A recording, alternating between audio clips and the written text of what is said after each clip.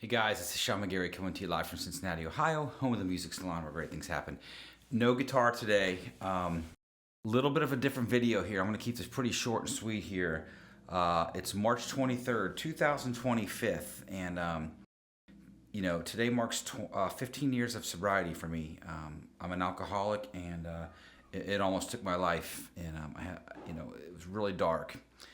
And I'm on here all the time now, and I'm building this little community of people following me and commenting and meeting people and making relationships and actually meeting people in person. And I've got this video that a friend of mine did a few years back. His name's Ben Fisher with a program called The String of Hope, and he wanted to interview me to tell my story. And I was sharing it every year, on social media and stuff. And I figured I'd put it on here. And I don't do it because it's like, look at me. I've been 15 years sober today. And it's not a big deal to me anymore. For me, it was a real easy choice. It was either live or die. If you watch my thing, you'll see that it almost killed me. It put me in a really bad spot, and I literally almost died from it. And I certainly wouldn't be here today having all these wonderful opportunities of teaching guitar and doing what I do and having my business, because I was on my way out and I had nothing in life. I was at rock bottom, and I do this because hopefully if one person sees this and it helps you out, then it's what I'm supposed to do, and when you get in the program of AA and other people and just in this community, it's a club you don't want to get into, but once you're in it, it's a bond for life with some people. And I had some people that picked me up and saved my life, literally, not just figuratively, but literally saved my life. And that's what I'm here to help others with, no matter who you are, where you're at in the world, or what you're going through.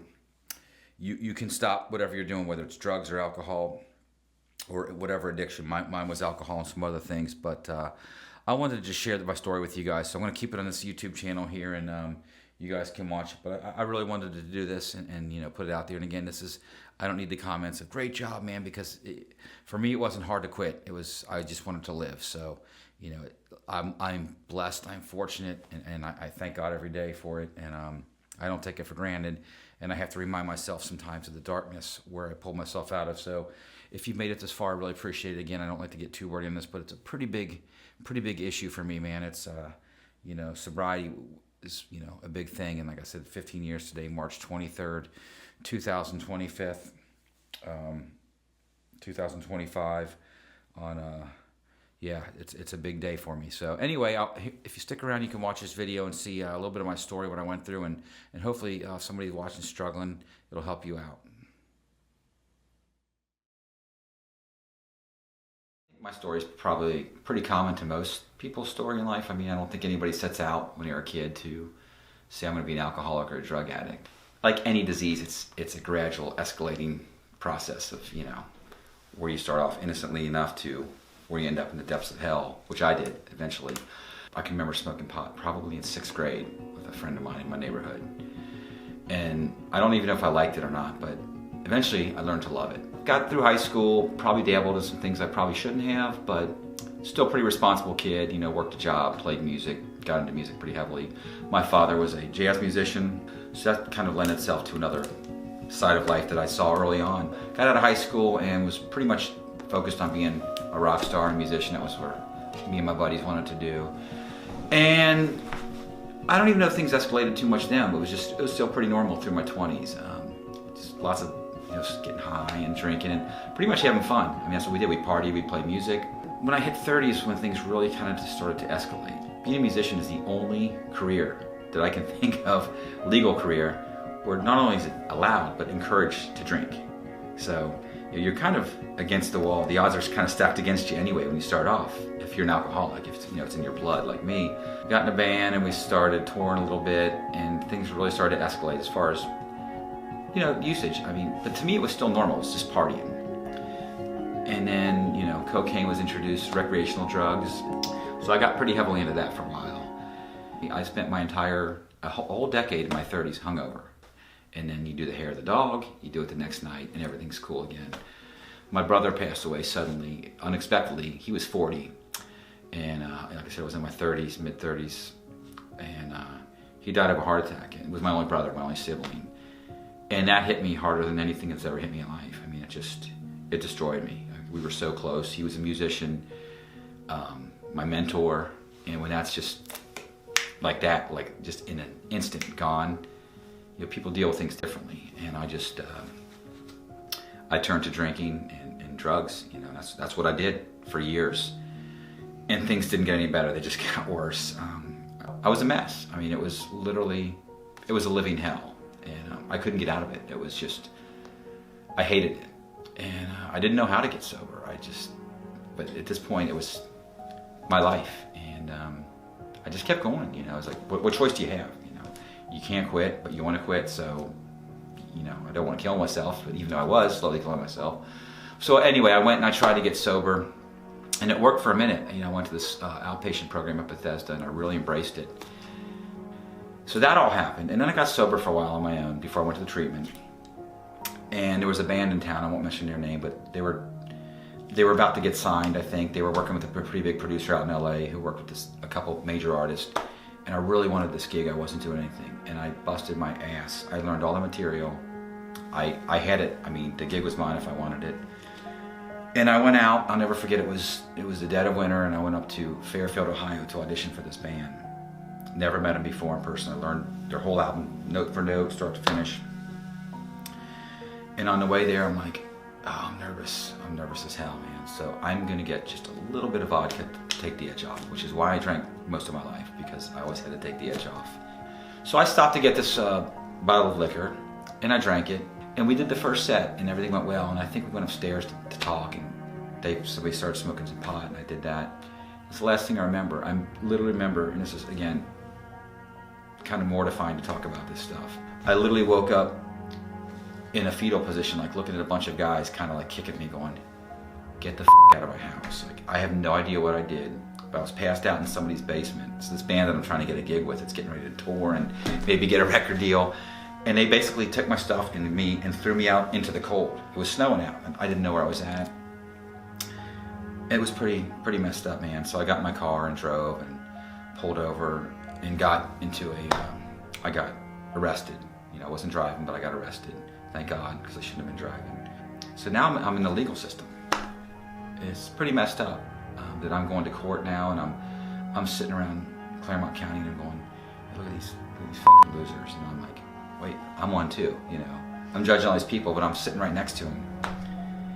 And I'm showing up to court drunk as a skunk. And then I stopped showing up. I didn't show up to a couple court dates. Well, when you don't show up to court dates, they issue a warrant for your arrest. So I'm drinking heavily, and I'm dodging the police. I know I'm facing some jail time. And one day I woke up, and I just got up, and I was so sick. I was, you know, if I woke up at 5 in the morning to go to the bathroom, I had to drink because I was shaking. And I was just miserable. My life was just waking up trying to find a way to get drinks so I could get through the day. And one day I just woke up and I'm out of alcohol, and I'm out of money, and I'm out of options.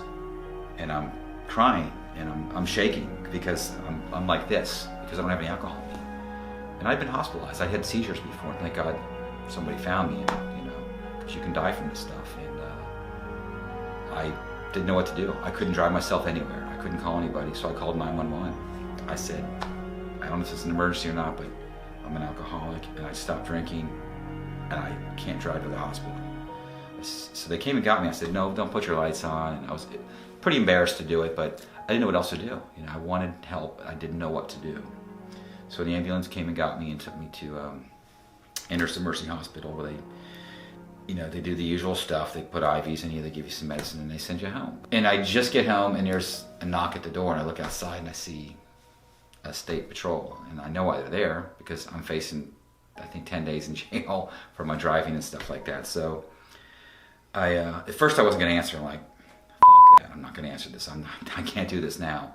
And then it's like this light bulb went off. I'm like, this is time. You've got to do this now. You've got to do this now. And this insanity has to stop.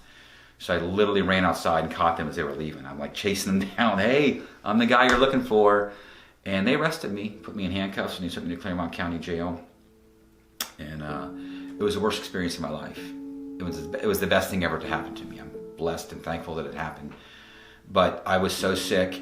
I was apparently was hallucinating. I woke up. I don't even remember it, Rim. I mean, it was a mess. And I woke up in some cold cell with like one of those like oven mitts like they put you in like on suicide watch, because I guess when you're in that state, you can't be trusted. And it was a nightmare. It was freezing, and I just sat there for like 7 or 8 days just looking at this cell and just, well, what happened to my life? You know, this is not the person that I was raised to be. It's not the person I, you know, spent my whole life trying to be.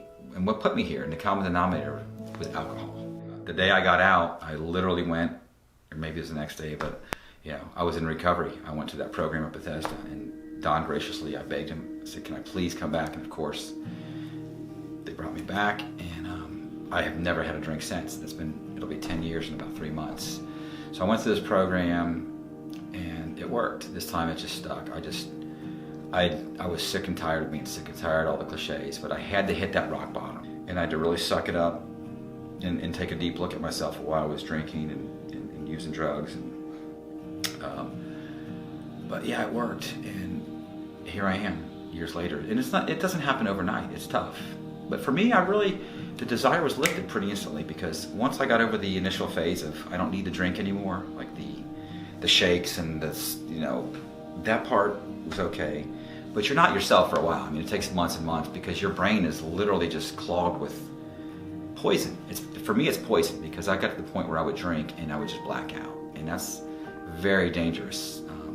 You know, you can wake up in some really bad situations, or not wake up at all. So I consider myself extremely lucky to be here today talking about this, because I should have died many times in many situations I put myself in, and other people. So I got through the program, and I became a volunteer coordinator for TriHealth, which I still do. So on Monday nights, I go and I help other people like myself that are coming through, you know, their struggles, and I don't get paid. I'm there just to help out and offer any advice I have. I'm not an expert, but I'm an expert on being an alcoholic and making stupid mistakes. I am an expert on that. I think I'm a scholar, but and I think to myself, it's kind of cliche, but it's the old, if I can do it, anybody can. But it really is true, because I love drinking. I mean, for many years, it was my best friend. I mean, I loved it. It was a very fun relationship. Some of the best moments of my life were being in bars and clubs and playing in front of people in the after parties, and it was so much fun. But then there's that time where it just turns dark. You know, the party has to end. You cannot maintain. If you're an alcoholic or an addict, you know, I'm not normal. You know, I have a disease, and you can't maintain that kind of normal partying. Some people can, and I certainly can. So, you know, I had a great time with it for many years, but when it turned dark, man, it turned dark real quick. It can be your worst enemy, and it's always there waiting for you. You know, I know that, and I'm very conscious of it, you know, on a daily. You know, I have to be, because one mistake, you know, one wrong turn in the road, if I pick up, I know that it's poison for me. I know if I have one drink, what will happen?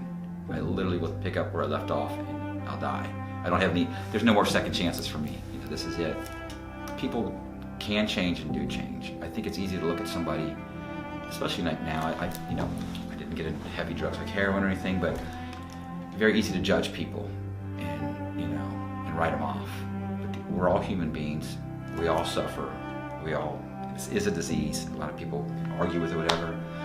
You think anybody wants to live like that? Most people don't. You know, I don't think anybody wants to live suffering. You know, it's a horrible existence, and a lot of people do. But you can change, and people change. I change. You know, when I look back and I tell these stories, that's not who I am now. It really wasn't who I was then, even though I was doing these things. But it can make you do some horrific, terrible things in your life, and you don't realize it at the time how selfish and how irresponsible you can be. And it's gut-wrenching when you think about it. You know, it's some of the things I put people that I care about through, my friends, family, and loved ones, and put them through hell. Anybody can change. It's easy to look at somebody and go, and I'm guilty of it too. I can see some people, I know people in recovery that just can't piece any sobriety together, and I'm like, God, they're never going to change. You know, and I worry about it, but like, I know they can change. I don't know. I lucked out. You know, I think for whatever reason, I was able to stop, and I've been sober, and I have not relapsed in 10 years, which is a very beautiful place. I mean, I forgot to even mention here now, when I did get sober, I went to school. I got a bachelor's degree in business entertainment. I got a job in probably the biggest cover band in Cincinnati, which was crazy to me at the time. I lucked out into that. I started making really good money. I have my own band now, 2 bands that I play in that are super successful. We travel, we play big concerts, did a couple solo records. I own my own business called The Music Salon, where I do music lessons.